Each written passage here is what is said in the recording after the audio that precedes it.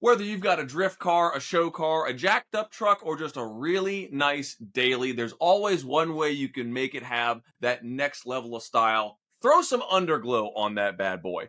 Be able to make sure that you use not just any product, but glow towed products. Why is that? Well, they come with pre terminated connectors and lines, which means no crimping, soldering, or wiring involved other than hooking up to the battery. That's right, this is not your granddaddy's LED kit. They use 3M adhesive strips. They have all the mounting hardware to be able to use on multiple surfaces, detailed instructions, and a bunch of different freebies included in every order. Now, how do you save some money? You go to their website, www.glow-toad.com, and at checkout, make sure to use promo code TheDirtDrop to be able to save 10% off your next order. To be able to see more of their work online, check them out on Instagram at Glowtoad Lighting.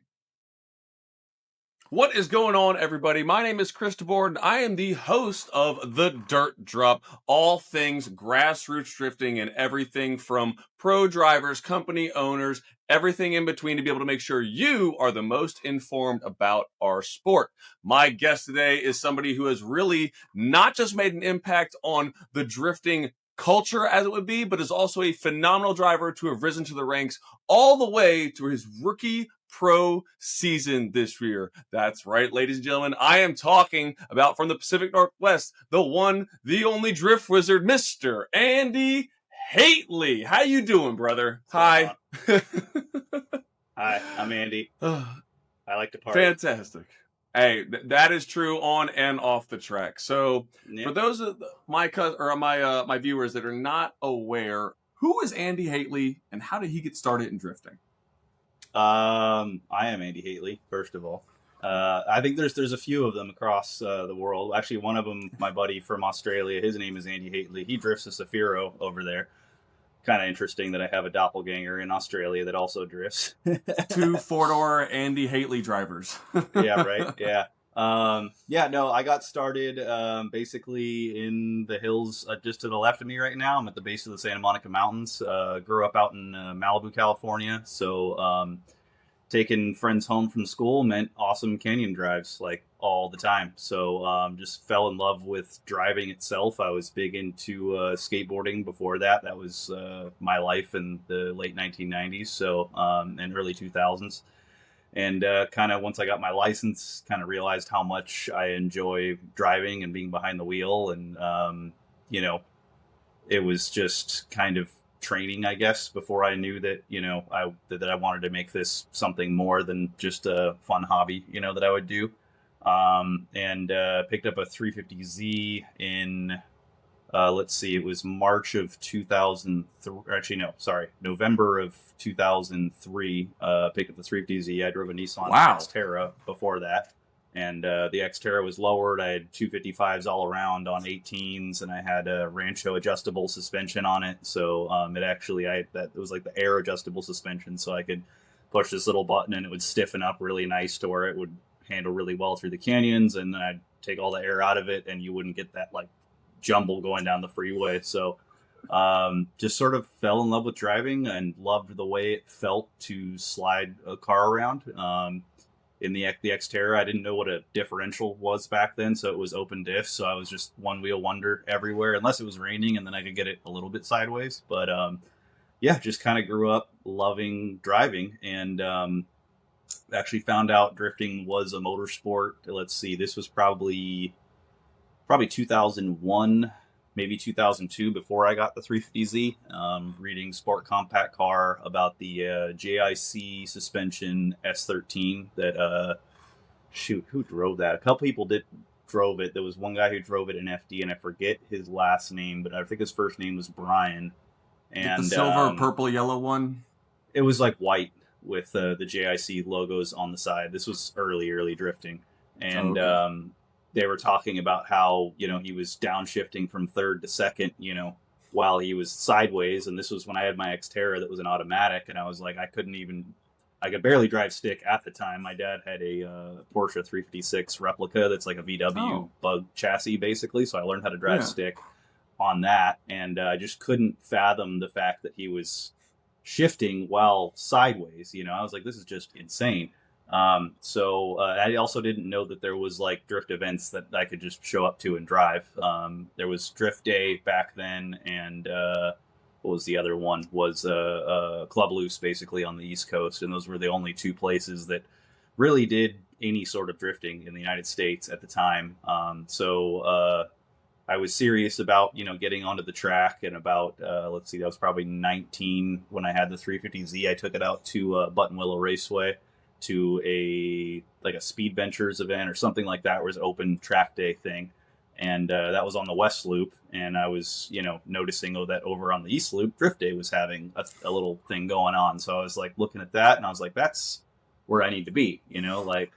Like driving's fun and all, but I Right. really enjoyed how how much fun it was when you got the car sideways and actually slid it around. And I think that came from, back when WRC was on, Speed Vision back in the day. We saw cars getting sideways and like early Top Gear, even before, Jeremy Clarkson, and before that crew even came into Top Gear. They were, showcasing drifting, like with the new, like the E39 M5. There's some great clips of that sliding around, and just kind of fell in love with it. Fell in love with the feeling of sliding the car, and once I realized it was something that I could go and do on a regular basis, my life sort of stopped right there, and it's been on this continuous path of pursuing drifting. I want to say ever since, with a little bit of a hiatus in 2007 to 2009 when my 3PZ broke, and I had an awful girlfriend at the time, and it was a bad time in my life not drifting. And so I just fell in love with it. Back then it was the only sort of competitive drifting going on was D1 when they came to the United States, and that was only 1 or 2 events a year. So just started going to the drift days and getting better at it, and decided to enter D1 driver search. I think I did 3 of those before I earned the license. The first one I actually crashed really bad. It was a sort of like the classic, decreasing radius course into the tight little S corner, and it was a California Speedway. They had us entering along a guardrail, and the guardrail was actually on the opposite side, so they had all these water barriers up. And I went to feint into it because I saw Chris Forsberg do it. It's all his fault, so I blame him for everything on this. I saw him feint into it. This is when he had the SR powered Z way back in the day, and I was like, I'm gonna try that. So I go in and I feint, and it just doesn't come back. I go head on into the water barriers. First big crash I ever had drifting, and didn't earn the license. My buddy patched the car back together. My old roommate at the time. And I was able to make my qualifying pass, but it was not a good day. And then 3 events later at Irwindale, I remember I did the first lap, and it was really mediocre. I just couldn't get the car sideways. It was a completely stock 350Z at the time. Stock wheel and tire setup, stock differential, the viscous diff. I had a RSR exhaust and a Techno Square ECU reflash, which maybe added 5 horsepower, but more importantly, it raised the RPM, I think, from 66 to 7,000, which was the red line on the 350Z is just a little too short for drifting, and it makes it more difficult. So on that second lap, I was just pissed, and I just came in hot, 3rd gear around the bank. Back then, they didn't really do high line on the bank, so with the stock Z, I was able to kind of use it like kind of as a half pipe, basically. So you'd start high and then gain momentum by going low, and that would get you up around the cones at the top, because they always set those cones about halfway through the track there. So you had to kind of get high at the end of the bank to make it work, and made it work. Switched back into the inner bank, and scared myself a little bit. I had a little pucker moment, and then as soon as I was out of that, I just dropped it into 2nd gear and made it through, and still have the video of that. You can hear Suchiya in the background going, ooh, and it was me, Tony Angelo, and Ryan Hampton that earned our licenses that day, and that was one of the greatest feelings I've had in my drifting career, was hearing Suchiya go, Andrew Hatari, and I was like, like, that's me. Like, I'm Atari. So walked up there, and they're, Ryan Hampton and Tony Angelo are both like Falcon sponsored drivers in the time in their race suit, and I'm up there in a John Deere hoodie and a ball cap, and my stock Z that I drove to the track that day and drove home, and yeah, I'll never forget taking the 605 to the 10 interchange, and normally I'd be bombing through it real fast because that's who I was and who I am still, I guess. But I was just so relaxed, and so I just felt like I had accomplished, what I came to accomplish, and that's about the point where I took it more seriously and decided to start traveling and get a truck and a trailer, and we put a single turbo kit on the 350Z, the APS one. Did a wide body, did a paint job, and started doing it seriously, not just as a hobby and not just as some kid right out of high school swinging his car around. Yeah. Well, I mean, lo and behold, we all have those ex-girlfriends and the car breaking to where, our career may or may not be on hold, but you're talking about 2 decades of being involved in competitive drifting with a car that realistically just came off the showroom floor as your start. Yeah, I bought it brand new. Yeah, I traded in my Xterra, and I think I think we got like $8,000 for the Xterra on the trade-in, and then I think I put $6,000 down, and we got the lease down to like $300 a month. So yeah, the car was still under lease at the time that I was throwing it around at Irwindale. So it's a good thing I didn't, completely total it, but it had its fair share of wrecks, and just recently sold. Yeah, just recently sold the car too. Let's see, probably about 6 months ago, maybe 8 months ago, I finally sold it to a buddy of mine. And I mean, for good reason. It had been just basically a shelf at the shop for a very long time. The gas tank got rusted out, and I just didn't have time to put the time and effort into fixing it. So, and this kid's already driven it more than me in the last 10 years, I want to say. The last time I really drove it was Desert Mihan in Arizona, and had a blast that day driving it. But it's hard to maintain that many cars, especially when you're trying to support a pro level team. My E30 is still sitting there looking for a motor and a transmission and a diff, and need to get that thing back together for sure, because that car kind of, I don't want to say it put me on the map. The E46 is when I started to do really well in drifting, but the E30 made it into Forza, and it's just, kind of an iconic build. So definitely got to get that thing back together for sure. No, yeah, Dean's car, the Dean Carnage Carney, Alec Hollandale's, and yours were 3 of the ones I had to get. And there was, I think, a handful of Australia, Utes that were on there and stuff that were just not Josh known Robinson's around here. car was on there. Yeah, but seeing that, I was like, hey, Fields. I know that car. Yeah. But having opportunities like that don't come overnight. And when people see that kind of stuff, when they aren't aware of all the hard work and the intensity that kind of put into it, I mean, you're talking about going from, like you said, a showroom stock car to going to D1 driver search to then having a license. When did you start taking the professional aspect? Like, when did it start becoming real? Like, okay, this is going to be a program that I need to step up for and then be continuous to be able to be effective? Probably about the time I built the E30, I'd say. I was still pretty young when I was, swinging around the Z.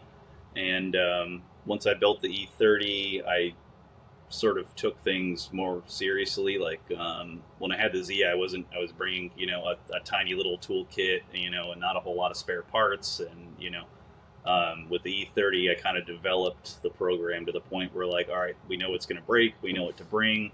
The toolbox just grew and grew over the years, and now I have a pit box that I built myself out of a Harbor Freight 48-inch thing and a cabinet. And it just kind of developed over the years. The E30 I was still learning a lot just about how to run the program, what to bring, how to do social media properly, all that stuff. And a lot has changed also since then. I mean, our first season in that car was 2014.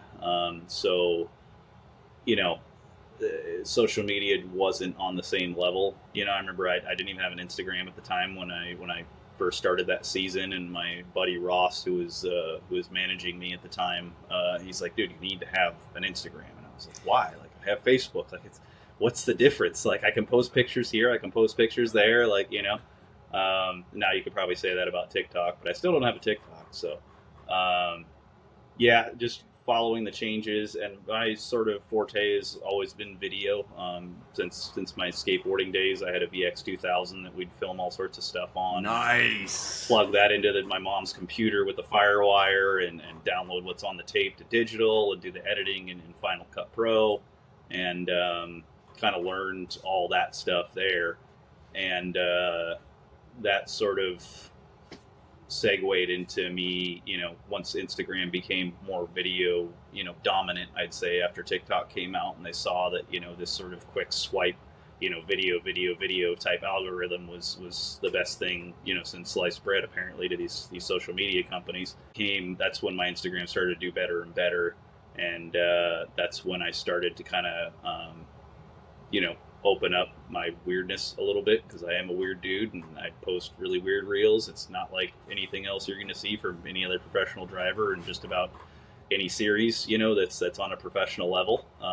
So, it's not generally, the corporate, clean cut, race car driver guy in his suit and promoting products like, oh, this is really great. I like making stuff silly. I like making stuff fun. I enjoy making people laugh. And I think that's just the best way of advertising anything. If you're gonna try and sell somebody something, you win by making them laugh, or you win by showing them something that's completely unique that, they've never seen before, or they could possibly use, and that just, that if you look at, how Super Bowl advertising works, for example, all the commercials are hilarious, So the most expensive, arguably the most expensive commercial space, where you're seeing, commercials on television, is the Super Bowl. And what do they choose to do? They choose to do really silly, funny commercials. So that sells really well. And that is, more valuable than I think people think. And I think it's there's certain companies that are a little overly corporate and sort of aren't about that, but I just don't think they've realized that funny is the way to go. I mean, the biggest thing too, you are a pretty damn good fabricator. You work on your own car, and being able to incorporate that into your videos to where it doesn't seem fake, to where it's like, no, like I built this really dumb thing just for it to be in the video. I think maybe, adds to that organic element to where it does feel natural and people want to see more of that out you. What are your thoughts on that? I think that's another avenue where you're showing someone the method of building something, and it depends on who you are, because I really enjoy sort of engineering type videos, finding new techniques, new methods, ways to use a tool that nobody has before, or shortcuts to make things go faster. That kind of stuff is really interesting to watch. It's more interesting to watch someone do something like that hands-on than it is to watch a video of a CNC machine doing it. And I think probably because it's more relatable to everyone out there. If you're doing it with your hands and a simple set of tools, that means, I can take a crack at this. I can try it, So staying relatable is super important to social media, and being not trying to be someone or somebody that is kind of an unattainable personality or unattainable skills, type thing, or unattainable tools, unattainable car, all that stuff. Showing that you can do this with your own tools in your own garage and make it all work. It reminds me of like Power Block TV, Spike TV back in the day, when it was like, yeah, we've got this cam install. It should only take us about 2 hours. We've got this $10,000 lift, this, $5,000 toolbox, this tool set stuff. You guys can do this in your own garage.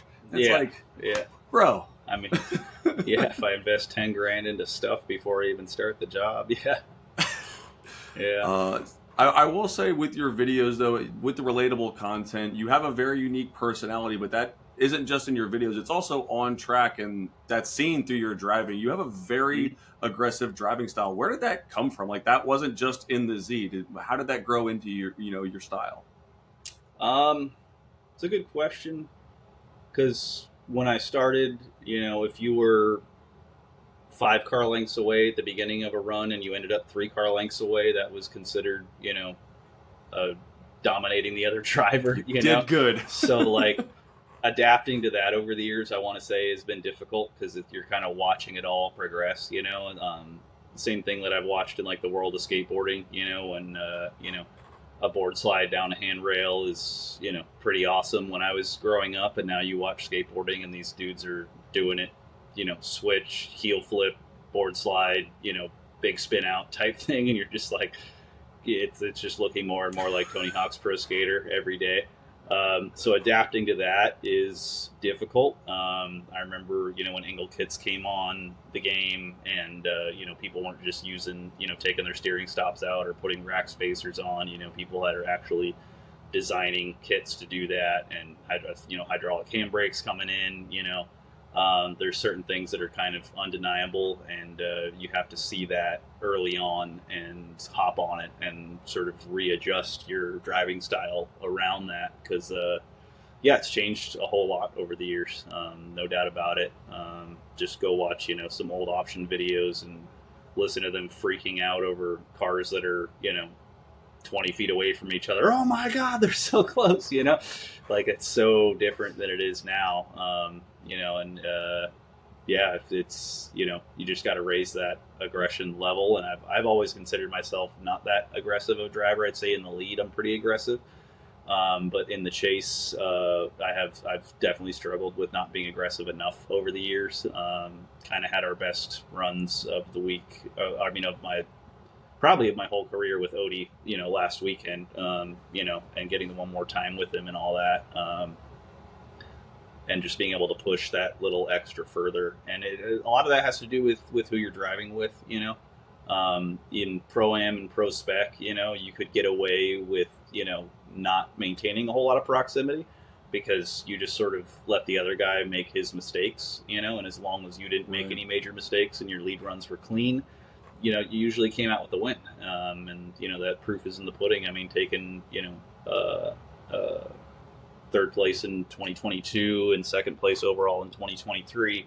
And both those years, there was no crazy door-to-door, you know, bang in tandem that I ever did. It was just consistency, clean lead runs, and not making a whole lot of mistakes, basically. And that's what got you to the top. And you get to the pro level, and it's a whole lot different. That's not going to get you by. You know, it's not just, you know, say double the difficulty of Pro Spec. It's probably triple or quadruple the difficulty stepping from Pro Spec to Pro 1. I almost think there needs to be another feeder series in between, because yeah, you get thrown in with the sharks, man. It's intense, and if you make one little mistake, you're in the lead, you're getting hit, you know. And in the chase, if you are not extremely aggressive, they're just going to walk away from you. So it's sort of going from, you know, boot camp to, you know, real war. You know, it's a lot different and a lot more challenging. So. Yeah, but getting used to it and getting used to the level of driving. The last time I drove pro was in 2014 when we first got the license, and then Pro 2 came out the year after that. So we did, you know, it's been a while since I've driven on the level with the best of the best, so to speak. And it's a wake-up call. You know, you better be on point. You better chase, you know, as close as you can get, because yeah, they're not. You just can't leave anything on the table, basically. Yeah. I mean, the business of drifting has evolved so much, just even in the last decade, let alone the last 5 years. But when Pro 2 came out, before it evolved into Pro Spec, I know there was a couple of years where people were joking that Pro-Am was like FD Pro 3, just because it was like that kind of, you know, working up from the minors all the way up to the pros. Now, yeah.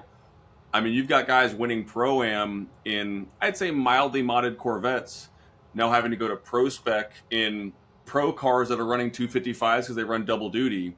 And then you've got pro cars that are costing as much as some houses on the East Coast. What are your thoughts on where drifting has come in this short time when it comes to the business of drifting? And what are some of the ways that you've tried to keep up just to be able to stay in the position that you're at? I mean, that's why I started, you know, building my own cars, because I didn't have the money to pay a fabricator, you know, $100,000 to put a cage in it and mount everything and cut out the rear and cut out the front and do all that stuff. So, I always saw fabrication. Let's be honest, it doesn't matter if you have 100 horsepower or 1,000 horsepower. If you don't have tires, you are going nowhere fast as a drifter. That's where Zek Nova comes in. With their broad range of tires available for all horsepower ranges and skill levels, you want to be able to get on board with them to make sure that your drift day is not only fun, but smoky as it should be. From the Supersport RS, the RS 606, and the Mac Daddy JR 500, Zek Nova has a tire offering to be able to make sure that you get the proper size and compound for your build. Make sure to use promo code TheDirtDrop for 10% off when checking out at their website, www.zeknovaus.com, and make sure to check them out Facebook and Instagram, ZekNovaUS. Being, one, the thing that I enjoy the most, but two, one of the most expensive parts of the process. So kind of just started building my own stuff. That started with the E30. I mean, my first MIG welds I've ever done on a chassis that weren't on like scrap metal on the bench were the little Lexan window supports I welded to the door frame in that car, and then kind of just snowballed from there. And I did the tube frame front, did the tube frame rear, and then made everything work. Eventually built headers for that car because nobody offered, the right stuff for it. And that was probably, I don't want to say it was out of my boundaries. They weren't the nicest headers, but they worked. They never cracked, there was some gaps there I had to fill, because I wasn't that great at, clocking the tubes and all that stuff. I didn't have one of those fancy, snap together header kits that some people use to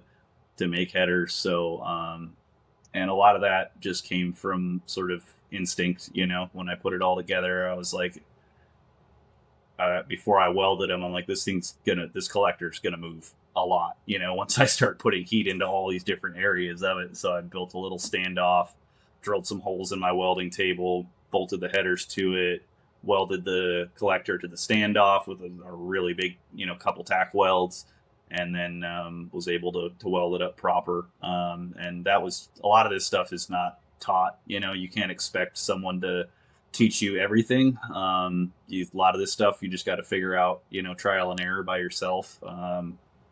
The first sort of rear setup I did on the E30, I would consider awful by today's standards. I never even drove the car with it. I put it all together. I had it set. I built like this little tray down below with screens to let air flow in and out. And then after a while, I was like, this is kind of stupid. Got rid of all that. Mounted the radiator lower, put the fuel cell kind of on top of the radiator, which was in hindsight a bad idea because the fuel would get really hot. So it's just a lot of learning over the years, and I think that's why the E46 worked so good off the bat, because I'd already done everything wrong. So you just kind of learn that what works, what doesn't, and just making things more modular. I'd say just about every part that it was possible to be bolt on to the E46, I made bolt on parts so that if I wrecked the chassis, I could take those off, put them on another chassis, rather than welding stuff straight to the chassis itself. Right. So that helps a lot. And then just thinking about serviceability, and how I'm going to get the transmission out. How am I going to do this? How easy could it be to get the diff out? All this stuff. And it's just built, a better car overall. And, things have been working ever since. I think there's something to be said about going through the school of hard knocks, so to speak, when it comes to building cars. It's not as common, especially with younger people, when it was when we were younger. It's more of a buy it now kind of a deal.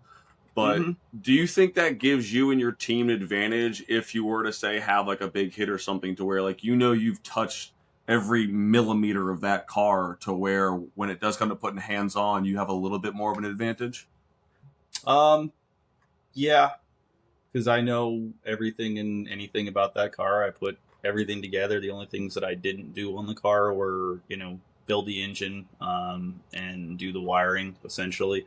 So, but I mean, I could have done the wiring. I just know that, there's certain things you should trust other people. And that's another very valuable thing to know as a builder, is your own limits, Because there's certain things that I could have done.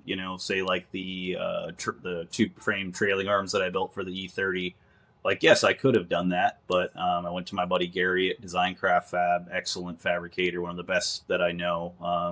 He built, Daigo's FC 430 that, won the championship that year. Just super knowledgeable guy. And, he was probably able to do it in a third of the time that it would have taken me.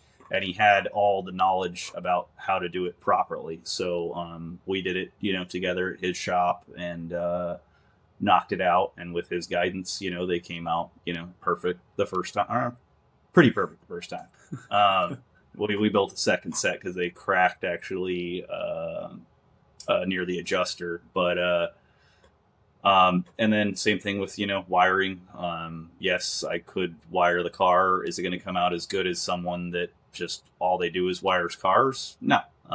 So as a driver, it's good to be a jack of all trades, because when you're at the track, yes, you might have to wire something. Yes, you may have to fabricate something.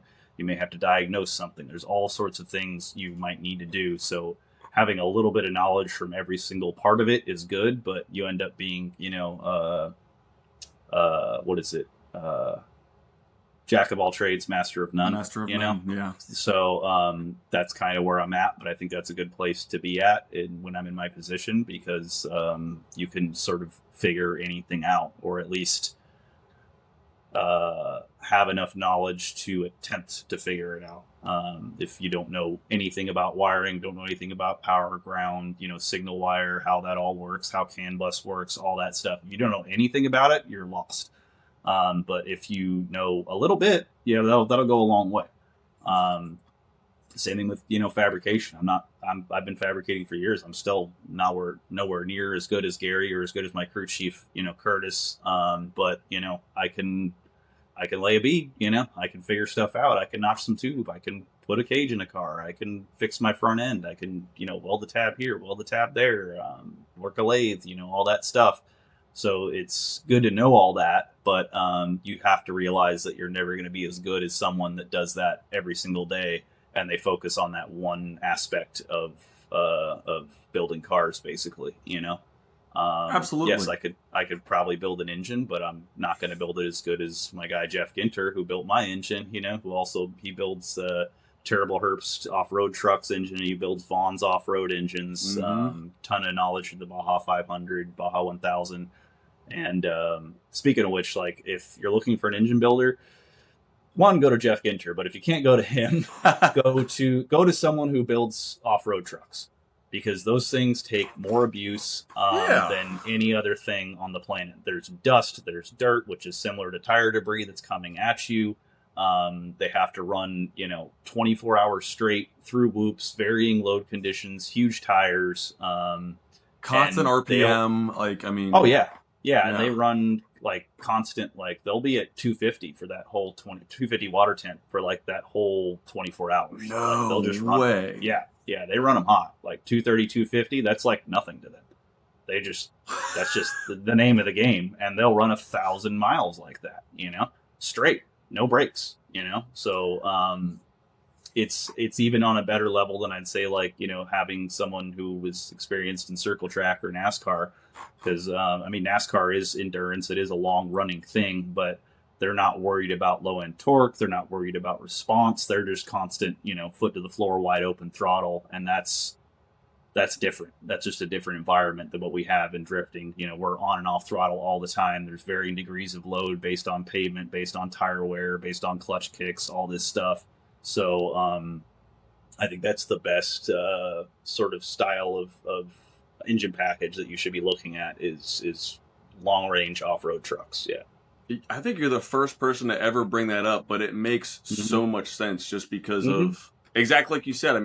You drift in the Midwest on hot days, and if I see 235 on my car, I'm like, please don't headlift. Please don't headlift. Same. And it's same. If it's 230, I'm worried already. And that goes for just about every aspect of the car. It's the axles that I use. It's a kind of a weird setup.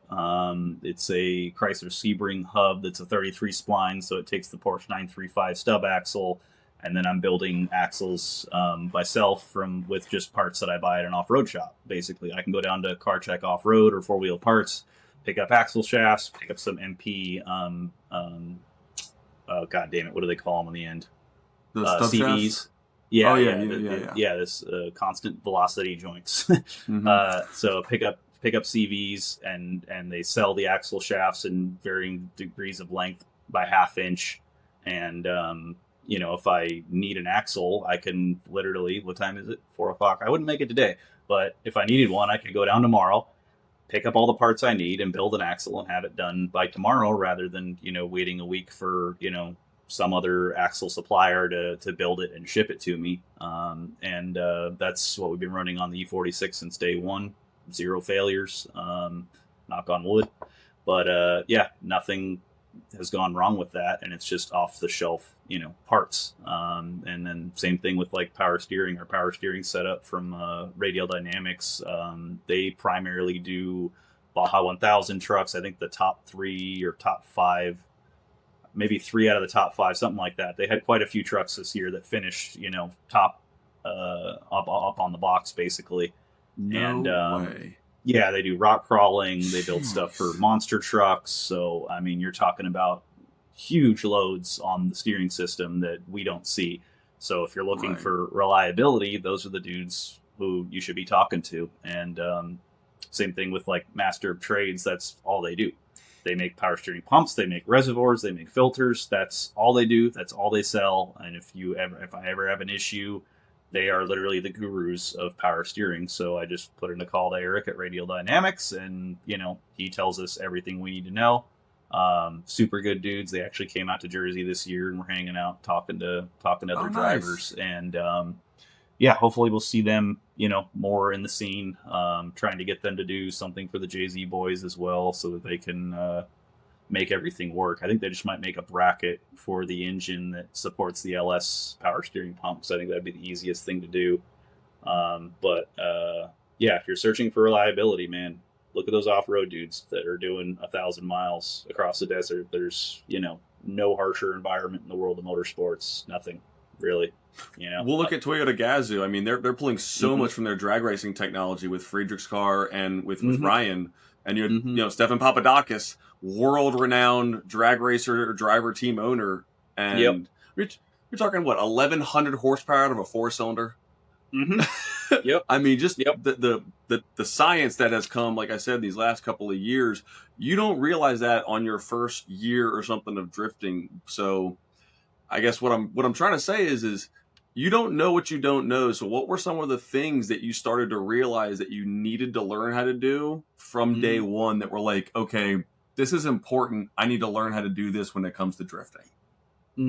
I mean, first things first, learn how to change tires. Or learn how to pull your wheels off and put them back on in a quick manner. I mean, I wasn't even good at that when I started. I had the factory wrench that came in the back of the 350Z, and I'm sitting there cranking on it, and finally got like an impact gun, and I was like, oh god, this is so much nicer. I mean, I would say like find at least one aspect that you enjoy, try and become sort of a master at that, but you still have to just know a little bit about everything. If you have a brain that enjoys wiring or enjoys fabrication or enjoys tuning, by all means, like, follow that path, get pretty darn good at that. But keep in mind that there's a whole nother world out there, and when you're on the track, you're not going to have access to someone who's going to diagnose your wiring or weld this for you, or adjust your suspension for you and tell you those kinds of things. So I mean, there's just you have to be pretty much proficient in all the elements of motorsports, everything, and you look at like a NASCAR team or a Formula One team, they have 30 people or probably more, 50 people, and they're all experts in their own little field, and we don't have that in our world. So, and unless you're dumping millions of dollars into this every year, you're not ever going to have it. So you just got to learn, and a lot of that just comes from experience and going out there and breaking stuff. Um, like I said with the E30, like if that thing didn't give us so many problems, the E46 would probably have just as many problems, Fair because, point. we learned so much with that car. We learned so much about the weak points and what's going to break and how it's going to break and how to get things done in 5 minutes, that kind of thing. So it kind of became sort of like our training was in that car. And it wasn't the greatest car for competitive drifting. So it, was hard as a driver. It trained me to be a better driver. And that really showed once I hopped in the E46 chassis and, we qualified first and won our first event with it in Florida. So that was crazy day because I never made it past top 8 with the E30. I mean, the highest we ever placed in that car at the end of the season, I think, was like 10th or something like that. And then our first 2 years with the E46 were 3rd and 2nd. It was just too easy. After struggling for so many years, you just hop in, and I was like, okay, I can put this car wherever I want. It's not breaking. We're just tires and fuel, and go out there and see what we can do. And Absolutely. worked out real well. Yeah, and a lot of drivers I've been talking to, the program aspect, driving of it is maybe like 10-ish% of the whole Mm-hmm. program. And Yep. you keep talking about having masters, but it's also about the people that you surround yourself when it comes to your team. And I Mm-hmm. also noticed you came from the skateboarding community. A lot of people come Mm-hmm. from extreme sports background, especially us older heads. Is Yep. that kind of how you built your program? Is like, hey, I like you, we work well together, and then they just got good at something, and then you guys all came together, and now this is where you're at? No, my team is really random, actually. My crew chief, Curtis, is from Atlanta. I wouldn't know him unless my truck broke down on the way to Atlanta in 2014. Shout out to Ford. Uh, yeah, the radiator on their older diesel trucks would get these pinhole leaks, and it didn't have a low coolant level sensor, so kind of blew up the engine on the way to Atlanta that year.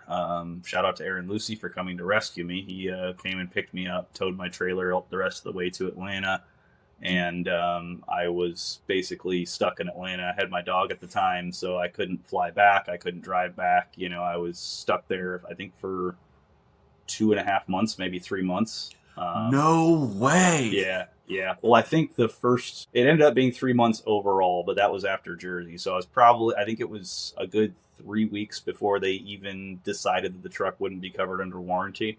So that's when they ordered the engine and got the engine in there. And I was talking to a couple people in Atlanta that had, randomly DM'd me. Shout out to Sarah Carter. She's the one that DM'd me. And I was like, well, like, what do I do here? Like I'm alone in this city. And he's like, oh, you should hook up with Curtis and Izzy and all his friends. So I met them at a Taco Mac in Atlanta, and first time I met those dudes. And Curtis had his own shop. He was an excellent mechanic, and they actually flew out for All Star Bash that year and came and hung out. And my car needed a clutch, and the way I built the E30, I was pretty convinced that I couldn't get the transmission out without like removing the engine as well, because it was my first fabrication stuff. I didn't really put two and two together that it had to be easy to get that thing off. And he got under there, cut the shifter hole wider, pounding on the transmission tunnel. We got it out, we got it changed, and we got to All Star Bash. So the following year, I called him up and I'm like, hey, you want to crew for me? Like, you kind of proved yourself by staying. We stayed at the shop all night, got that done, and he got me back on track. So that's where that relationship started, and he's been my crew chief ever since. My spotter, Westies, I met him, I think, at Lanier in Atlanta. Maybe that year, maybe the following year. I'm not 100% sure, but this was back when I was playing Forza religiously, and he played Forza, so we'd start playing together a whole bunch, and eventually, realized that how seriously he took the technical aspect of drifting, and he's really good driver himself. And I asked him to be my spotter. He's also not afraid to talk some shit to me. Basically, like he's he's not like your friend or my dad or anything like that would tell me that's great. You know, if I suck, he's going to tell me I suck straight up. So that's Yeah. very valuable to have in a spotter, is someone who's not afraid to hurt your feelings a little bit. The wheels on the bus go round and round, and your drift car should do the same. Let's be honest, there are so many wheel companies out there. It is definitely hard to choose from. But if you want fair pricing, great customer service, and a super quality product, look no further than Stage Wheels. Out of Richmond, Virginia, Stage offers 4 different wheel styles in multiple offsets, bolt patterns, and sizes to fit your application. Even better, use promo code The Dirt Drop for 10% off at checkout at www.stagewheelsna.com to be able to save on your next order. Also, be sure to check them out on Facebook and Instagram, Stage Wheels. let you know how you're looking out there. So those two have been the ones that have been with me forever. And my buddy Jake, who came on the team last year. Oh, Cody as well, my guy who does my merch now too. Cody I've known since 2007. I met him at Formula Drift, Team Drift, when they did that for, I think, a season or two in Cleveland. And yeah, he came up, talked to me, and we kind of became friends. I may have been on MySpace at the time. I'm not sure if it was Facebook. That sounds or not, about right. That but sounds about yeah, right. Yeah. we stayed in touch, and anytime Formula Drift was in town or close to him, he's from Kentucky, so anytime like they did, you know, Atlanta or whatever, he would show up and we would talk. And he's a really good people person as far as, you know, talking to fans and keeping people engaged and all that. So he sort of became my dedicated merch guy now, that, you know, sells all the stuff for me and keeps everything flowing. And then we've had, you know, a couple guys come through for the years that are kind of backups to Curtis's efforts. My buddy Jake from San Diego, he just fixed my E46, which I love because now it's driving again. My daily driver car that sat for 8 years. Just put an engine in that, and she's driving great. He's got a shop down there called Eurobahn in San Diego, primarily BMW stuff, but pretty much any drift car you can take to him, and he'll sort you out. And he was a great addition because he wasn't his business and his sort of focus really never been on building cars. He worked at BMW, so he's very good at maintenance, very good at the mechanical side of things. So it was a good sort of balance between him and Curtis, where Curtis was pretty much all drift cars all the time. Jake knew a lot about the factory stuff and a lot about, you know, just about everything to do with BMWs and how to service them quickly and how to make sure everything's working. So it was a good balance there.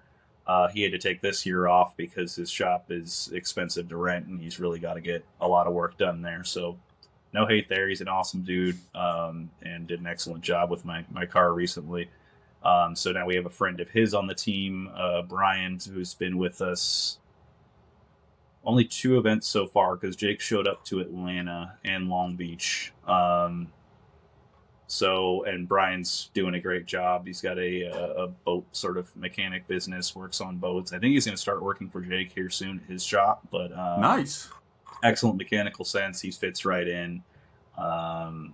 No problems with him whatsoever. I think he's, you know, next to Jake, he's been the best new addition to the team we've ever had. But yeah, I mean, we've kept it tight over the years. It is, you know, it's a racing family, basically, you know, and that's one of the things I appreciate. I want to say most about doing this is being able to see those guys on a regular basis, you know, because I'm not exactly in Atlanta every week, you know, to see my friends down there. So seeing, you know, Westies and seeing Curtis and all that stuff is it's nice to just spend time with your friends, you know, Absolutely. whether it's good or bad.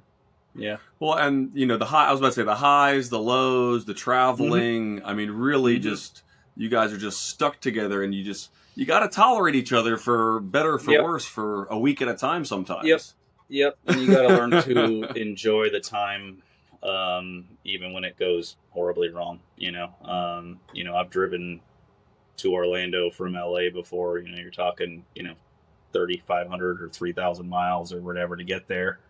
and did one lap and had a nitrous backfire, and the intake exploded, and the throttle body bent, and the fuel rails dropped and bowed and lit the engine bay on fire, and we were out for the weekend. So I mean, you have to be able to accept that and still have a good time with your friends and not be super pouty, because you are blessed to even be in that situation. Absolutely.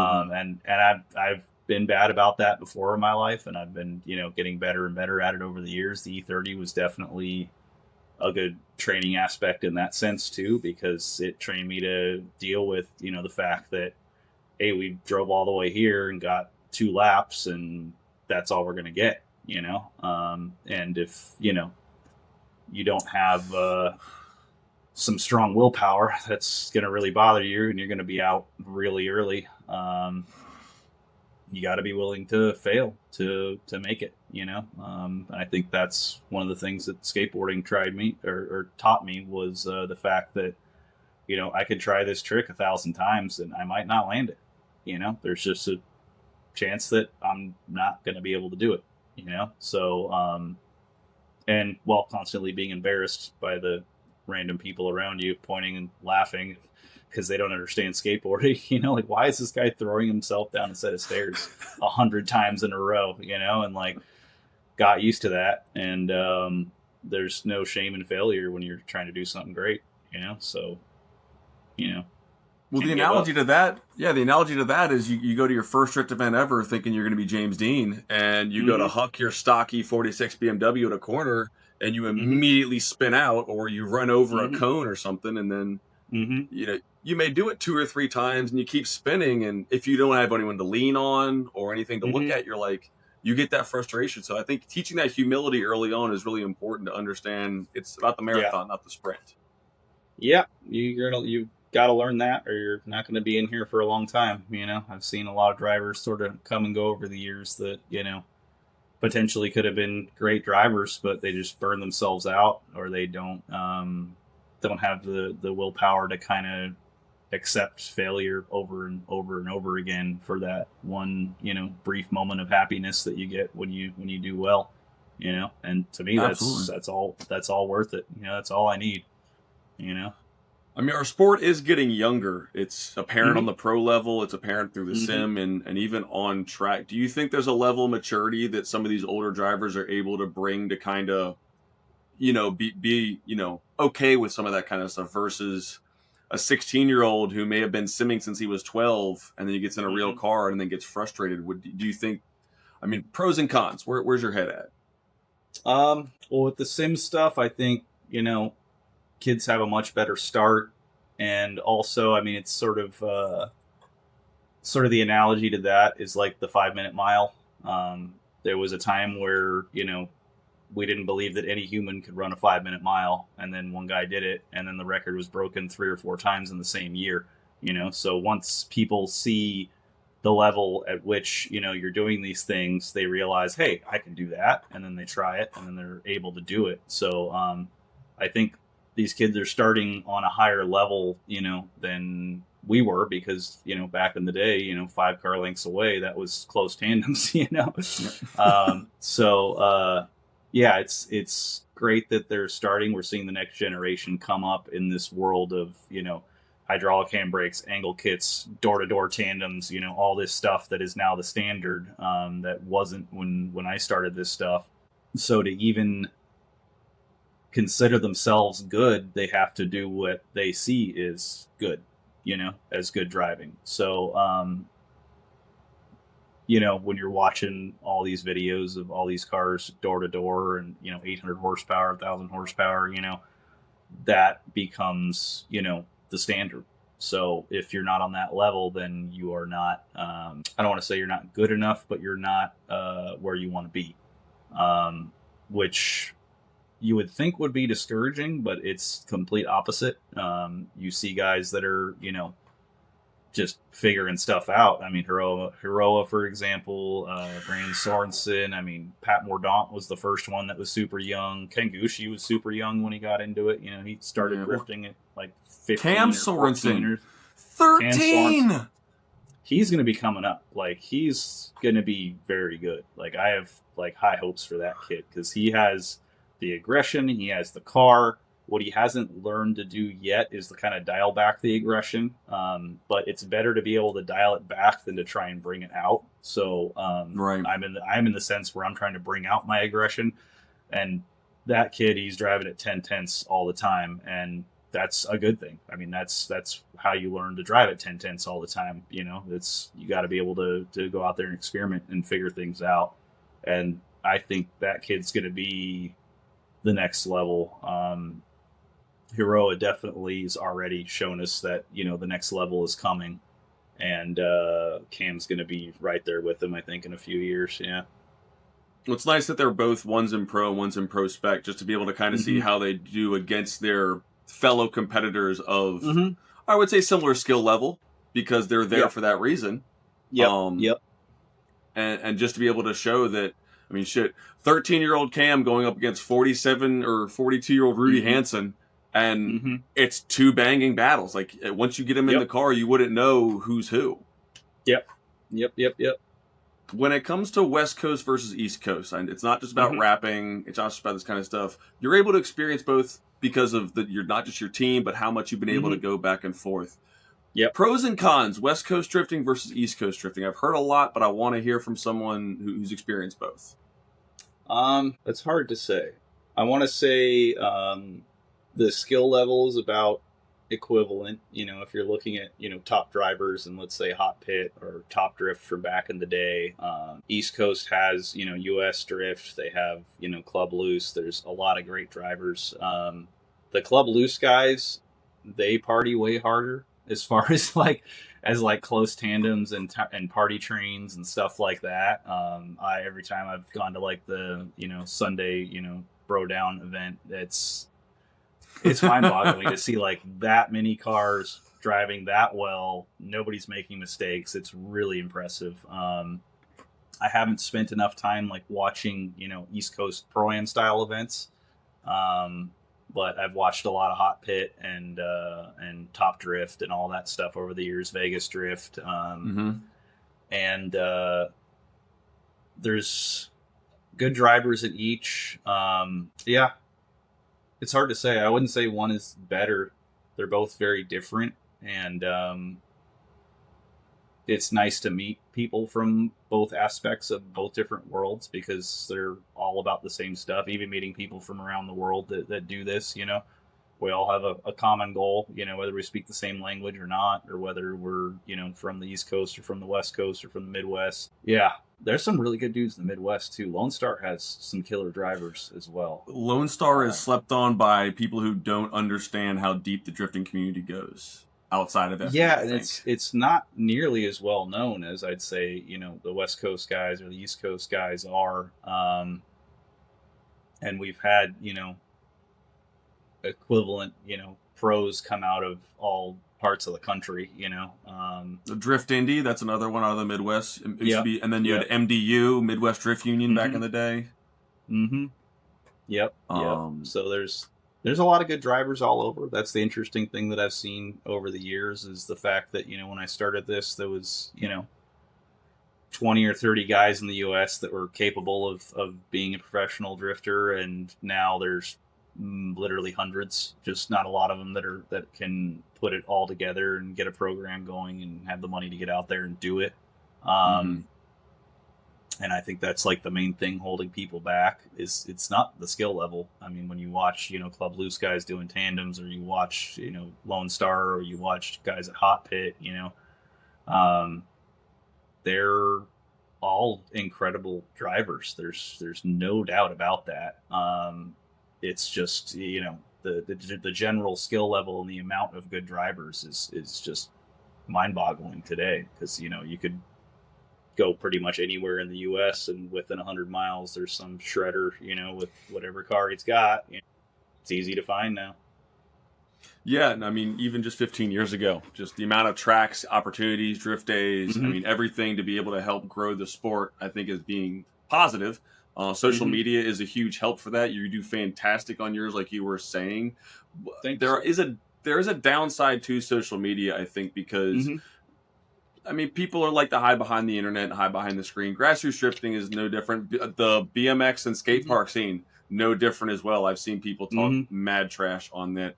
What's one thing that you wish people would kind of do differently when it comes to social media to kind of help raise the awareness of drifting in a positive way? I wish more people would do silly stuff like me. I like laughing at that stuff. Like there are quite a few guys out there in like the grassroots side of things that are making really funny content. And that's, I don't know. When I watch a movie, I'm looking for a comedy. You know, like that's just my style. I like to enjoy things and laugh and all that stuff. I don't want to be mad, you know, at some depressing story or depressing movie or whatever, you know. So I think just sort of allowing people to lighten up a little bit. It's still not as bad as it was in the forum days, though. Forum days, ooh, God. Oh, There were some guys on there that I swear to God, their whole life was just like, oh, you like this? Let me just shove this in your face and you know, tell you how much garbage it is and stuff like that. Like when I was building the E30, I put it on, you remember the Zip Tide forums? mm-hmm. Okay, so I put it on there, and it was, you know, E30 Formula Drift Project or whatever I titled it. Mm-hmm. And this was around the time that I did that like really terrible rear tube frame thing that I was talking about that I decided was garbage. And they changed the title of my thread to E30 Massacre. It is my goodness. funny in hindsight. I did not think that was funny at the time. I was mad. My goodness. And like whoever did that, like shout out to you because you also made me a little bit stronger. Because like I get, you know, you get the random person online just, you know, telling you suck or whatever, and it's like it just does not faze me anymore. And to whoever changed that, I bet your car's not in Forza.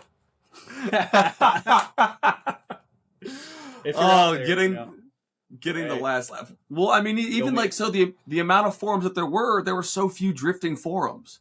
Yeah, so putting Club your 4AG, E30, and Zip Tide were the primary forums, and drifting.com, and that was you know it, you know, and this was the MySpace days. This was early on. Social media was not what I wouldn't even call it social media back then. No, you know, no. And now that's where everybody sort of gets their stuff is you know, Facebook, Instagram, TikTok. Speaking of which, the Facebook is the much more toxic environment. Absolutely.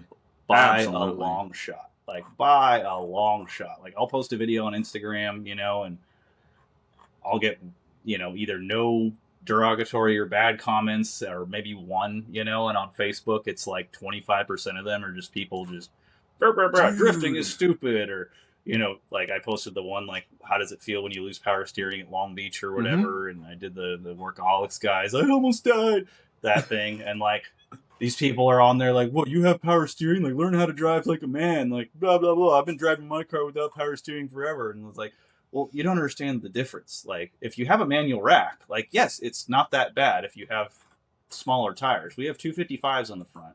And when you lose power steering in a hydraulically power steering car, you're fighting the hydraulics as well. At speed, at angle.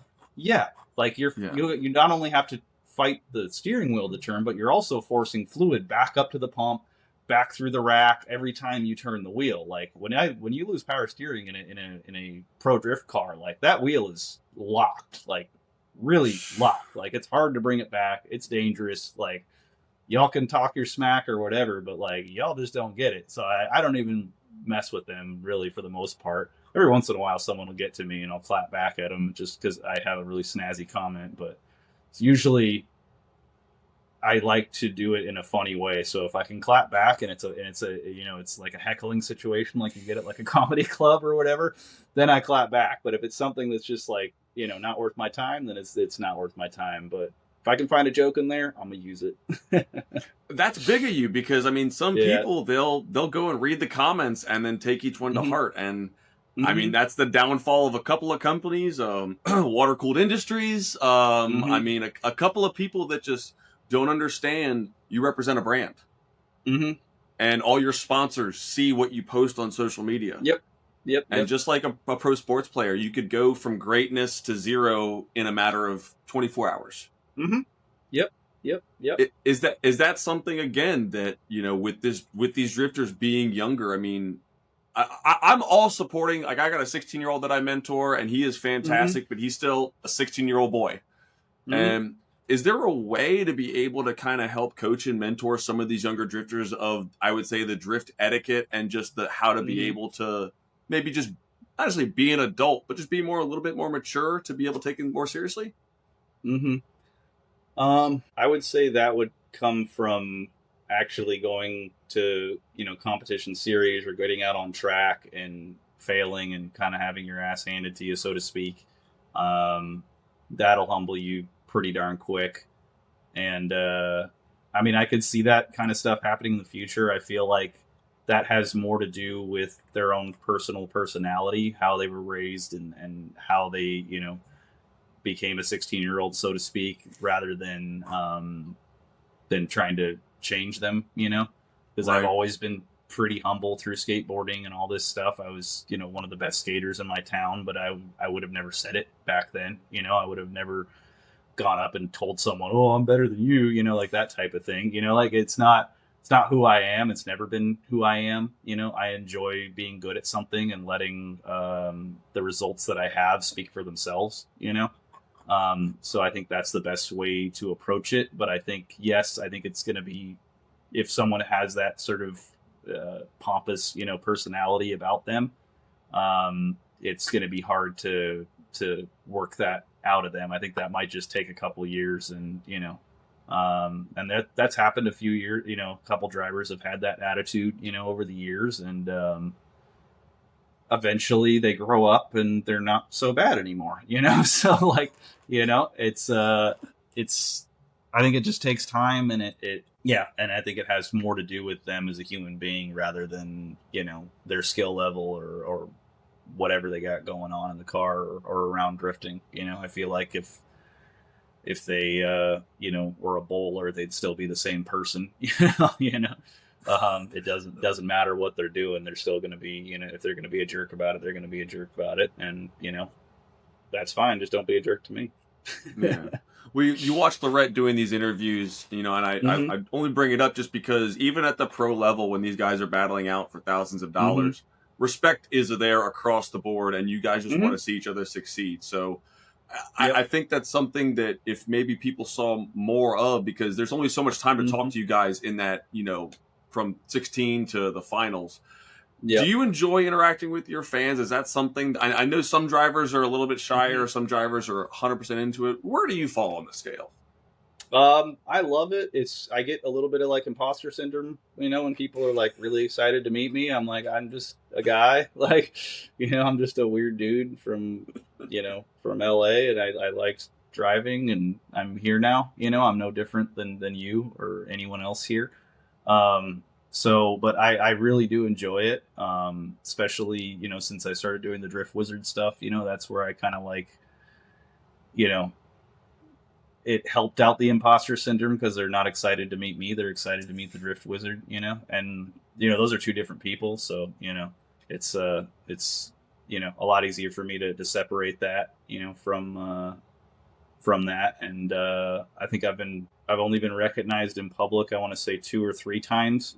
So it's Okay. nice to like not have that in your daily life, and sort of when I'm at the events, like, yeah, like, bring it on, come talk, come say hi, let's take a picture, grab a cone, do whatever.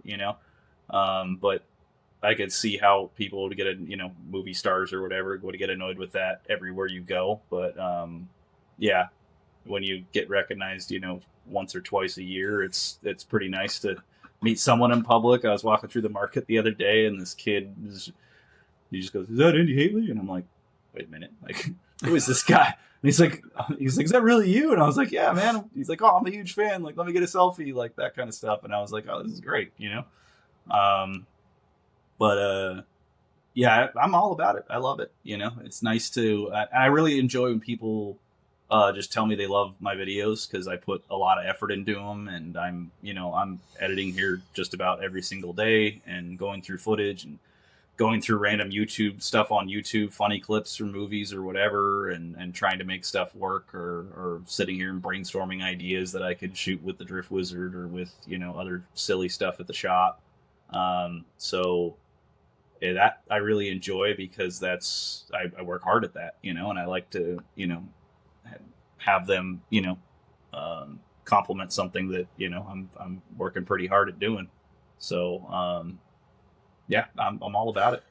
The amount of back end time on a 30-second clip is Mm-hmm. unfathomable for some people to understand, especially when it looks Yep. simple as heck.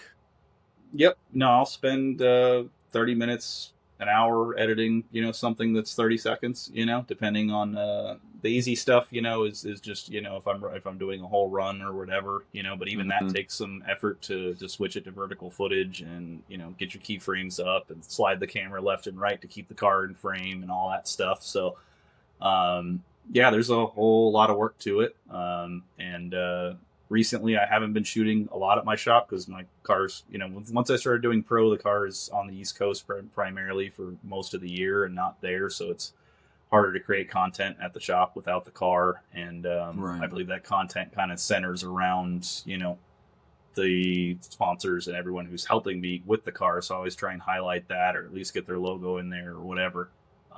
So the last couple of years, it's been extremely difficult to pump out content as far as like the unique original content that people really like to see.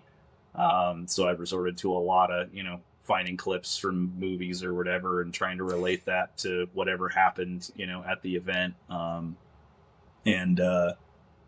Yeah, it's gotten more and more difficult. I need to do something about it. I think I should move the E30 to the other. I need to get the E30 running. Then I could actually make some content around Resurrection. But, yeah, no, it needs a transmission, needs a diff, probably about 10 to 15 grand, and then I could have that car running again. So it's not easy. So yeah. I gotta be honest, the first time I saw the Drift Wizard, I was super thrown off and I didn't get it. The more I see it, the more I relate it to pro wrestling. Yeah. Because you've got the alter ego and then you've got Andy Haley. Mm-hmm. And it would be really cool if more drivers kind of took the keep drifting fun mentality, where it could be, the Drift Wizard versus the Norwegian Hammer, and like, like stuff like that, to where the nicknames are actually part of the persona to an extent. What are your thoughts on that? I've been trying to get Jeff Jones to be Driftenstein for a while now, He doesn't want to do it. He whips and nays more than anybody else, and he doesn't want to be a persona. Dude, that guy can dance, man. I'm impressed. Like, you don't, if you walk up to him and talk to him, you don't expect he can move like that, but he's a way better dancer than I am, man. It's impressive. He used to be a DJ back in the way. Do you know that? Exactly. That's where he got kind of that, and he's just great at organizing parties and getting people together. After the banquet every year, he's the one on Discord telling everybody to come to this spot to do karaoke or whatever, and then you get there and there's 100 people there, and you're like, dude, this is all Jeff. Like, Jeff put this all together. Same thing at SEMA every year. He throws a hot pit party that's awesome. That dude, very good organizational skills, really good at rallying the troops to get stuff done and have a good time. Yeah, great dude. Having those relationships, I think, in the field is kind of nice too, because if you do, let's say if you do break, being able to go up to somebody that you have a personal relationship with, even though you're on the world stage, be like, hey man, I need like 2 guys. Like, is that something that you've noticed that's become easier as it's gone on?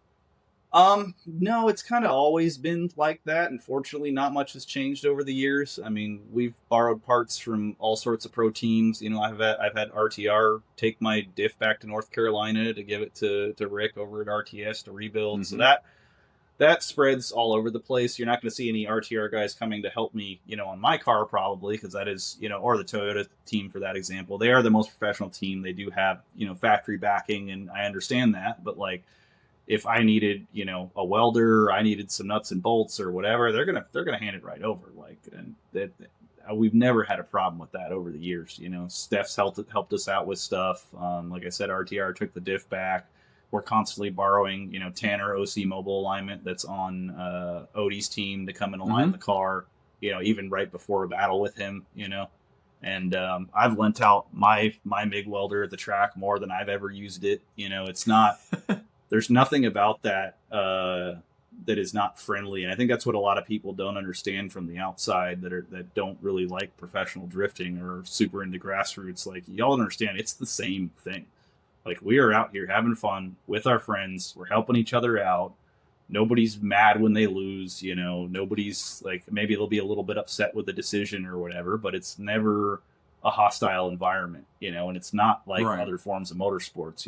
If you're looking at the other forms of professional motorsports around the world, not a single one of them you're going to see the kind of camaraderie that you see in the Formula Drift pits, where people are lending tools, lending parts. We busted our trailing arm last year at Jersey. We're fixing it, and then Dylan Hughes just runs over with the trailing arm with a big smile on his face. He's like, "You guys need this?" And we're like, "Yeah, thanks, dude." Like, there's nothing compares. Drag race world, road racing, open wheel racing, rally. Bro. You're never going to see that type of camaraderie in the pits on a professional level. And that's one of the things that's super unique about this sport, is just how much everybody helps everyone, and no questions asked type mentality. We borrowed a Ackerman adjuster for our SLR stuff that we broke from Trevor Root this weekend. We lent out a couple different tools. We've lent out throwout bearing to somebody, I forget who. I mean, we just, whenever someone comes over, if we're busy, we're like, "Yep, parts bins are right there. They're labeled. Go through it. Take what you need. Let me know what you take and pay me back or replace it at the next event." It's not a big deal. Yeah, I couldn't compare it to anything else, other than like skateboarding, for example. Again, when someone eats shit, everybody rushes over, helps them up, like if you break a board and your buddy's got a board in his car, of course he's going to let you use it, type thing. It's, there's no hate.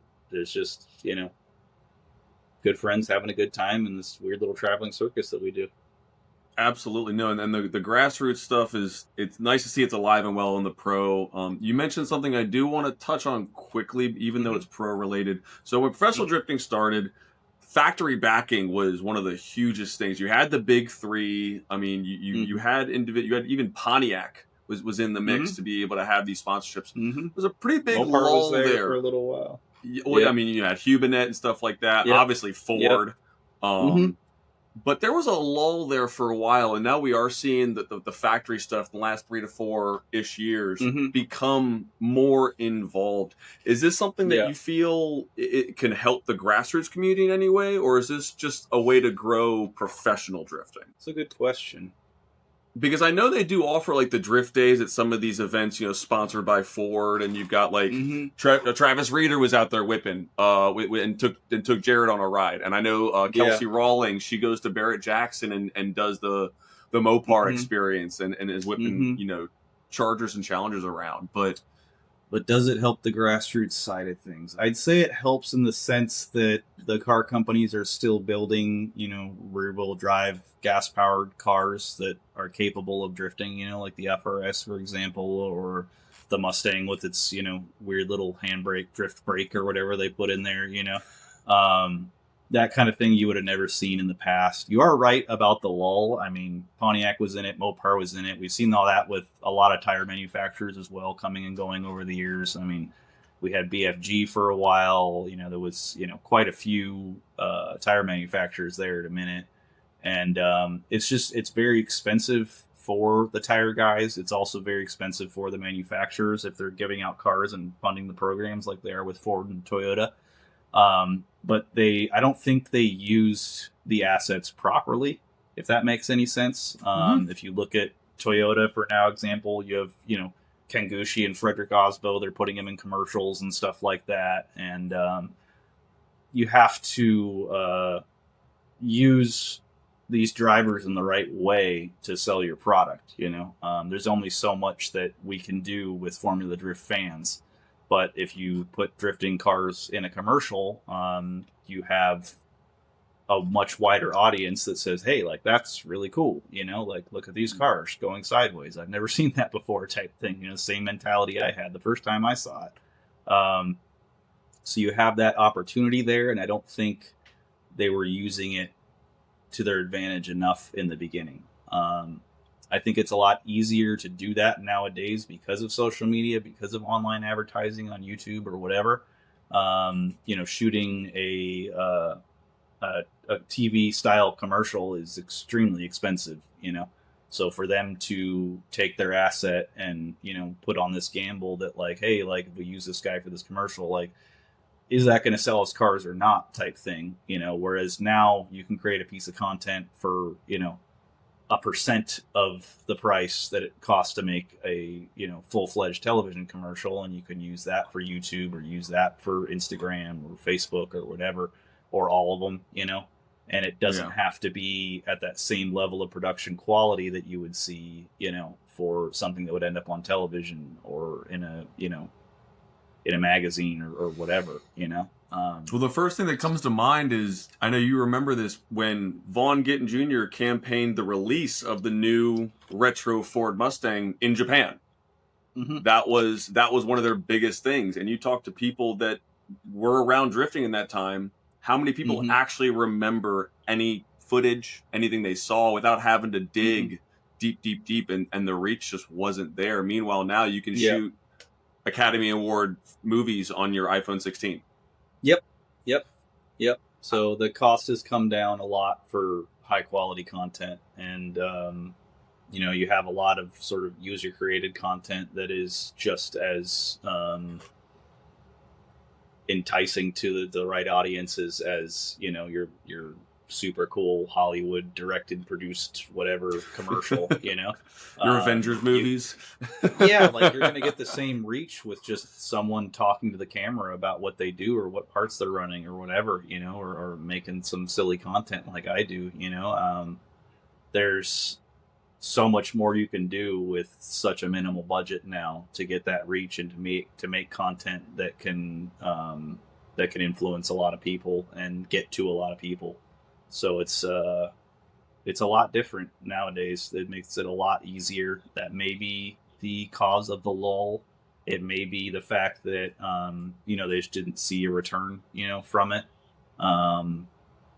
which could be the fault. Nowadays, the fault is more on whoever they're sponsoring, because they have all these things to make that content. Back then, I would say it was more responsibility of the car manufacturer, whoever is title sponsoring the car or whatever, to create that content, because the driver is spending everything he has to to go out and drive and build a great car. You give him $200,000 or whatever, he's going to spend it all on the car. He's not going to save anything for advertising.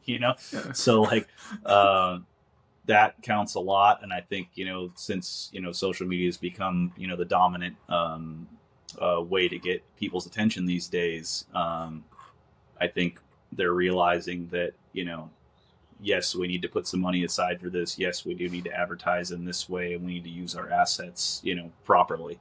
And more drivers are obviously realizing that as well, because the amount of content that comes out of each Formula Drift from every single driver there is it's a lot of stuff, a lot of photos, a lot of videos, a lot of product promotions, all that stuff that's coming out of just one single event. And the number, the value of that is pretty high, I want to say, if you combined it all together, and everything that happened and all the views and all the promotion and all that stuff. It's a lot, and it's a lot more than what you would see from just a live stream or just a just a 30-minute program on MATV or Speed Vision or whatever channel you're going to put it on.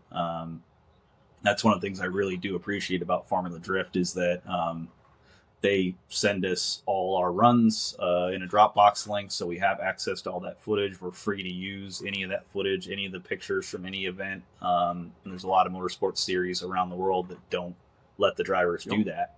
So we have access to a lot of content to create what we need to create, and post and make videos and post pictures, whatever you need to do. With how much the media stuff and just all that has evolved over the years, So have the chassis. I mean, you're proof Mm-hmm. of it. Going from an E30 to an E46, like Mm-hmm. starting out at an S13 with an SR really isn't the move anymore. Nope. Um, Nope. what would you feel is going to be one of the more popular beginner chassis in the next 5 years or so? That's hard to say. It I don't could think be it's going to change. a chassis that's already popular. I'm curious of your Yeah, I don't. perspective. I just Yeah. don't see it changing much in the next 5 years, maybe 10 to 15 years. I'd say Okay. we'd see quite a bit of change, but next 5 years, I mean, it's still going to be E46, E36, 350Z. I think you'll see more people in 370Zs because those will get more available. Maybe the 400s when those get more available. It kind of just depends on where the market goes and how cheap stuff gets. You know, the used car market's way up right now, so it's difficult to say. But I mean, the first Project E30 that I bought, you know, it was a blown motor and it was $600, and you know, stripped it down and you know, created stuff with it. But and I mean the same thing, you know, E46s, you know, if it's not got a motor in it or if it's, you know, got a blown head gasket or whatever, they're a dime a dozen right now. Same Oh, thing like with $500-600 easy. Yeah. Yeah. Yeah. So when we see, let's say, like the FRS get to that point where you can pick up a chassis for really cheap, or the 400Zs or the new Supras, you know, I think the Supras will Yeah, get cheap. A90s. They might. We'll have to see, you know, and that's Yeah. something that we'll know in, you know, 5-10 years time, you know, how readily available these are. I don't think the Supras will get that cheap because I don't think there's that many of them on the road. You know, they're still a pretty rare car to see out and about.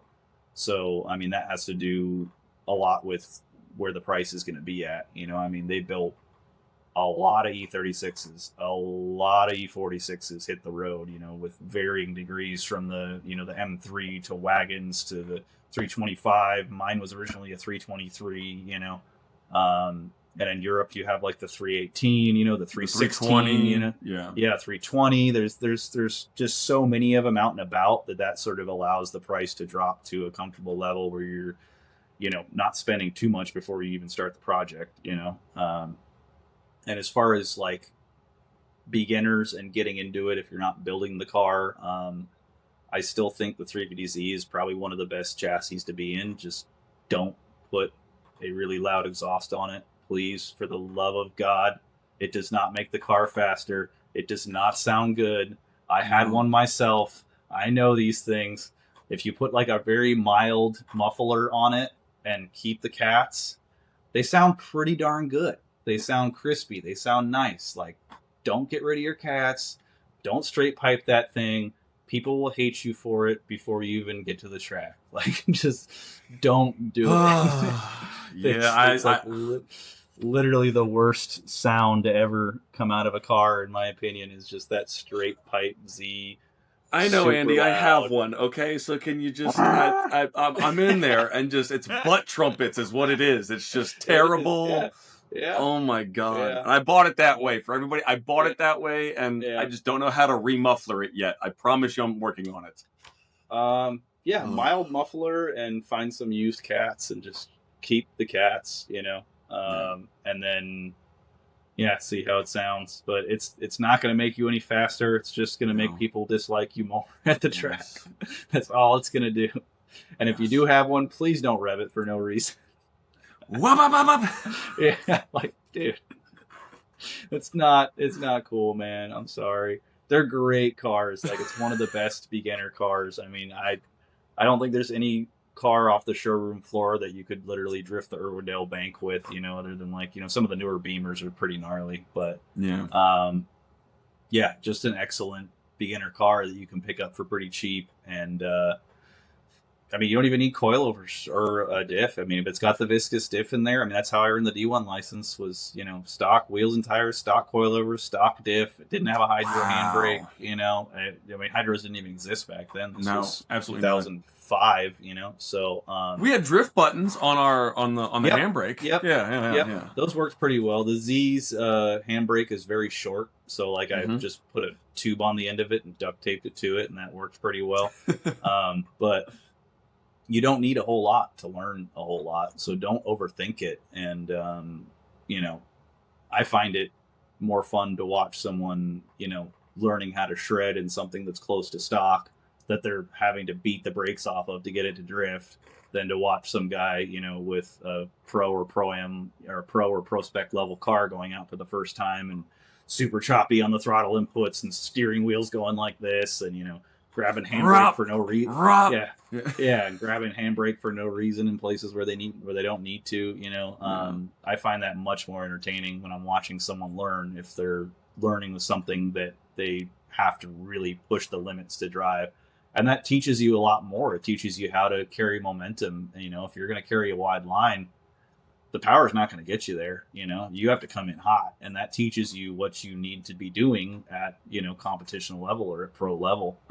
You know, we're still driving these crazy cars, but we're coming in hot. We're coming in on the limit. We are, you know, using the momentum to get us there. And it's very obvious when someone, you know, checks up on e-brake long before the zone and then throttles into it, you know, and uses the power to get you there. And there's a safe way to do that and to do okay, you know. But it looks, the thing that's most exciting to me with drifting is when someone gets me off my chair because I think they're about to wreck this thing, you know, like Irwindale especially, man. If you watch from the other side of the track, like the not the grandstand side, like there's certain drivers that just every time they come in, you're like, no, they're not going to make it. And they get on the brake and it floats and they're right on the wall and it's perfect. And you're just like, holy crap. Like, that is what I find exciting about drifting, you know, is when someone does something so extreme where you're like, they're not going to make it. And then they do. And you're like, whoa, like, all right. Like, good job, dude.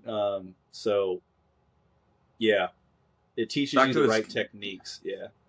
Back to the skateboarding analogy too. It's like you see a guy and all of a sudden it's like there's no way he's dropping it on this 15 step. There's no way he's gonna. And it's like, and everyone, you know, loses their mind when he, you know, lands it first try. Yep. Or you see someone trying something that no one else has ever done before and pulling it off. That's super exciting, you know. And that's where I think the sport should be at, you know, and that's one of the things that, like, I guess you don't see that often in competition drifting, because people are playing it safe so that they can, you know, not make a mistake, essentially. Shout out to LZ for his super baller entry at Jersey, beating Osbo. Like, that's the perfect example. Twice, like two jerseys in a row.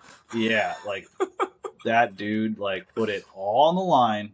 And it worked. He took a big gamble with doing an entry like that. And it worked. And he threw Dean for a loop. He threw Osbo for a loop. You know, like, he's done this before. And, you know, it's impressive to see someone where, again, gets you off your chair where you're like, oh my God, like, is he going to make that? And then not only does he make it, but he throws the chase driver for a loop and, you know, wins the whole event. Like, that's impressive. I think that's what the sport's about, is really taking those chances, and sometimes they pay off, sometimes they don't, but when they pay off, they pay off big.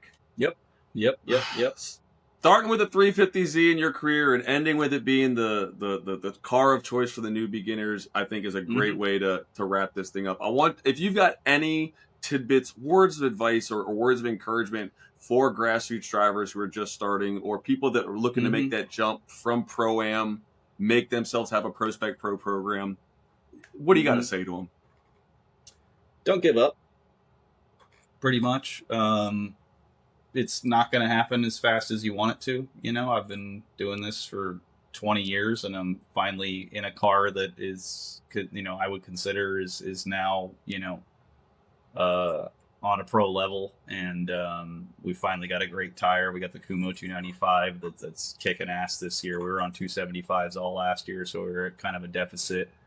And you know, don't move backwards, always move forwards. Keep progressing. Don't ever settle with how good you are as a driver. There's always room for improvement. There's always room to be better.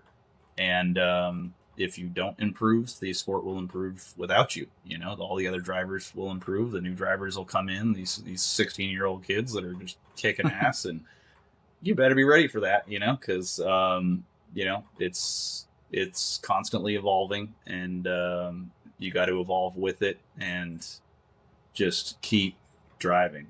Get on the sim, use it as much as you can, learn everything you can about the sport, about the car, about the mechanicals, and leave no stone unturned, basically, you know? Well said. Well said. Well, Andy, honestly, this has been a treat. I'm glad to be able to do some blast in the past stuff, but really, again, your humility and showing how it took a new chassis to kind of reinvigorate that passion for Hmm. drifting. I'm rooting for you, brother. I really am. I really like it. I mean, I was still invigorated with the E30. We spent 7 years in that car and still didn't give up, you know. But it made me realize that, like, hey, like, I'm a better driver than I thought I was. I guess, you know, because I didn't realize how hard the E30 was to drive. Actually, Right. my old engine builders, took way too long with my engine in 2021, and I ended up renting an S14 that was not the greatest car. My buddy Brad owned it, and it was, you know, T56 welded diff, 10-year-old PBM coilovers where the adjusters were stuck and tension rods falling off the car, and it was, I mean, it drove a lot better than my E30. And I was like, Ooh. this thing drives way better than the E30 does. And I spent a long time perfecting the E30, you know. And that's when I was like, all right, we need to get a different car, like, now, you know. And I plan on building an E46 the whole time I own the E30, but I just kind of never thought it was finished, you know. I'd experimented a lot with the rear trailing arms. I moved that outside pickup point 2 inches back, and then back to 1.5 inches to kind of correct the camber and toe curve that car has. Right. So and at that point, I mean, I measured it all out. It had a better camber and toe curve than an E36 or an E46, but still just wasn't as good, wasn't as comfortable as both those cars are. And yeah, I just didn't want to give up on her. But when I did, you know, that's when I started winning trophies. So probably should have done that a lot sooner. Well, you still keep it around. You can still get it rocking and rolling, and then Hmm. ride down memory lane in it. But that E46 Hmm. is going to take you to places that I know you're ready for, and I really Hmm. can't wait to see you there, brother. Honestly. Thank you, man. Appreciate it. So, if we want to see more about Andy Hately, how do we find you on Hmm. social media? And do you want to shout out any of your partners or sponsors at this time? Sure. Yeah. Find us at Hately Drift on Instagram, Andy Hately Drift on Facebook. I believe it's just Andy Hately on YouTube. I haven't done anything on YouTube in like 2 years. It's very hard. I used to do vlogs for every pro spec round, and pro is just a crazier event. It's very hard to keep up and even think about picking up the camera and shooting stuff. But I need to start on that again for sure, because I mean, not only did I like kind of enjoy editing and enjoy putting stuff together like that. It's really nice to have it almost as like a diary entry, because I go back to, you know, my old vlogs, and I'm like, there's so much that I've forgotten, so much that, you know, I just don't, you know, it's not in my brain right now. I'm not thinking about it on a daily Right. basis. It's really nice to go back and see how far we've come, and see what I was doing at the time. And yeah, so that's where you find us on socials. Don't have a TikTok yet. You can go to our merch site, thedriftwizard.com, pick up a cone hat, pick up a shirt, stickers, whatever we got on there. Just started doing hoodies, so we got a nice Drift Wizard hoodie out. And then sponsor plugs, definitely Kumo Tire. They've been the only reason why we've been able to run pro. If we were paying for tires, there'd be no possible way of us making this program work. So shout out to them for coming through and for also listening to our input. You know, they sent engineers out last year to talk to us about the 275, and we had some issues with it not lasting as long as we wanted to. The inner layer was creating strings that were wrapping around our suspension and stuff. And this year we have a kick-ass tire, like no stringing. We get you know, at least 3 laps at every track we've been to, where after, you know, 1.5 laps to 2 laps, the tires would be giving up on us. So I mean, at Long Beach, we're getting like 4 laps because it's not a like very wide open Yeah. throttle, you know, track. Jersey, we got 3 laps easy. The fourth lap was a little greasy, but most of these tires can barely put up with 2 laps on these tracks, and these ones are just perfect. Like we couldn't ask for a better tire.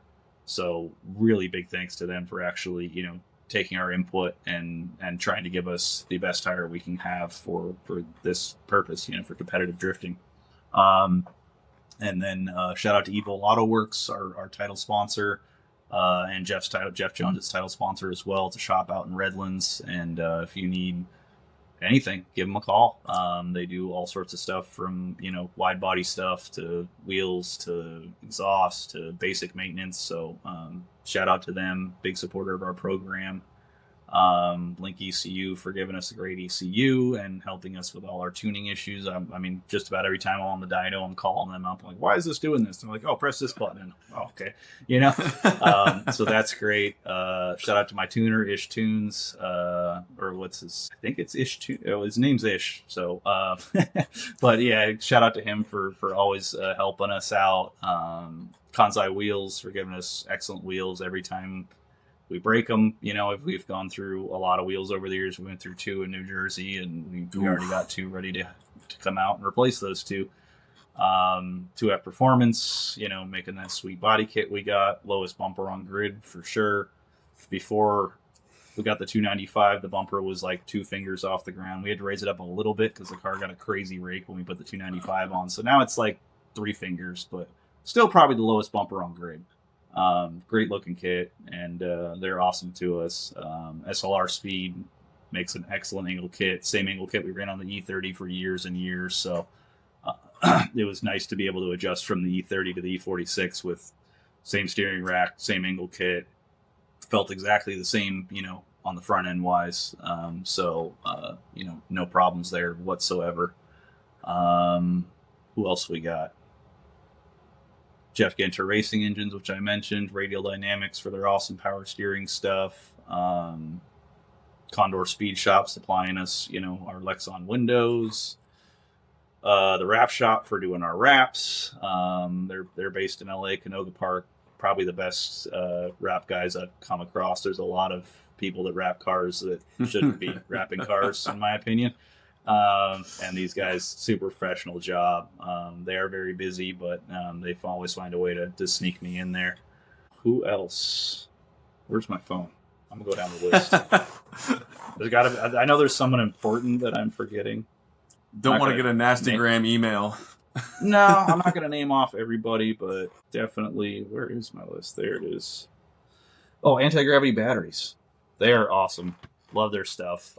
Been great to us over the years. And when we've switched because I run 2 batteries, when we switched them from the 2 Optimas to the 2 anti-gravity batteries, I think we dropped like 60 pounds. Like, it's a crazy difference. Yeah, like, you got to pick one of these up, like, to really realize how much lighter they are. They are, regular battery, like, you're leaning over as you're carrying the thing. And this one, I could just toss it up in the air, and you can play hot potato with it if you wanted to.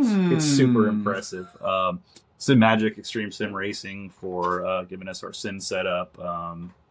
We ran some Fanatec stuff before that. It wasn't like the newest Fanatec. It was like the CS, 2.5 or something like that. We switched over to the Sim Magic Alpha Mini, and instantly I was doing stuff that I didn't think I was capable of. I didn't realize how much a wheel could improve your actual driving on the sim, but super impressive. I was just hucking it in. I'm like, I couldn't do this before.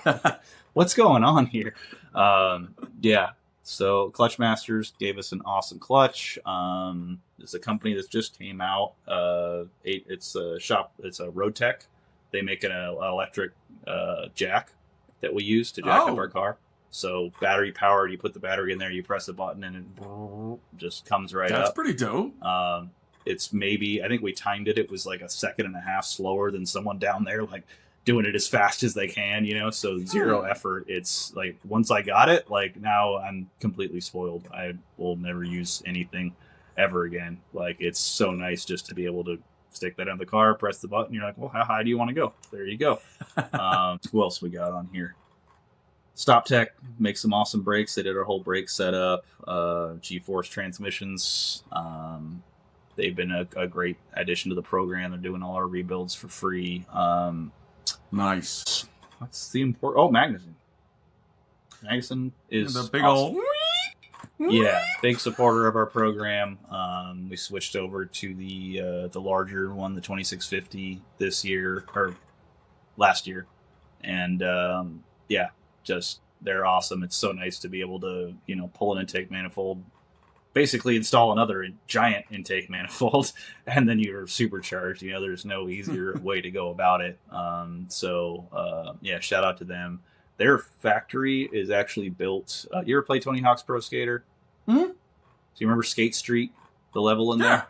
there? Yeah. So that's where Magnuson is now. Yeah. No, I grew up skating there when I was I had my 14th birthday there, 14 years old. I would skate there. My parents would take us up there, every, 2 or 3 times a month. And yeah, like when I stopped going there, obviously, in my, mid to early 20s, and went to pick up my first supercharger there. I think this was 2017, maybe 2015, because that's when we had the nitrous backfire. Mm-hmm. And we decided to go supercharged. And I pull up to the place, and I'm like, I really recognize this entryway, this building, and I'm like, what is going on here? And I looked at the side, and they had this little fence that led down the side. I'm like, this is Skate Street. I've spent a lot of time in this building, this is no joke. And talked to the guy there, and Noel, and he's like, yeah, this was Skate Street. And they actually let me bring my skateboard in there. I did a kickflip in there. So I was super stoked. Yeah, last year I made a little reel about I was, visiting them. I forgot what I was picking up. I think it may have been the new Charger, but I'd made a whole reel about it, being the old Tony Hawk's Pro Skater level. And I sort of walked around and found, different areas that I knew was, I knew where they had that big wave, Mm-hmm. ramp there, and the bank next to it. And there was a doorway in between that. I found that, and I'm like, yeah, this is where the wave was.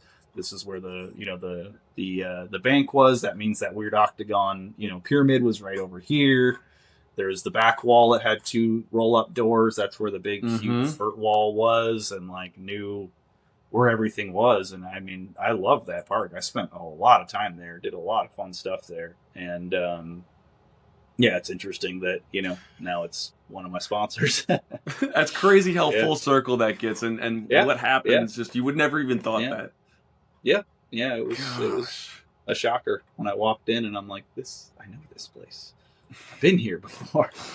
Gosh. Yeah. Well, truly a walk down memory lane. Andy, you have been a delight. Thank you so much for taking time out of your busy workday and being across the country, being able to do this. I think. Thank you to social media and all that kind of stuff. Speaking of which, you can find me at Debo the Comic on Instagram, Chris DeBoard on Facebook, and you have been watching another episode of The Dirt Drop here on YouTube. Thank you so much for watching. We will see you on the next one. I'm Andy. And we're done! Cool. Nice. Hell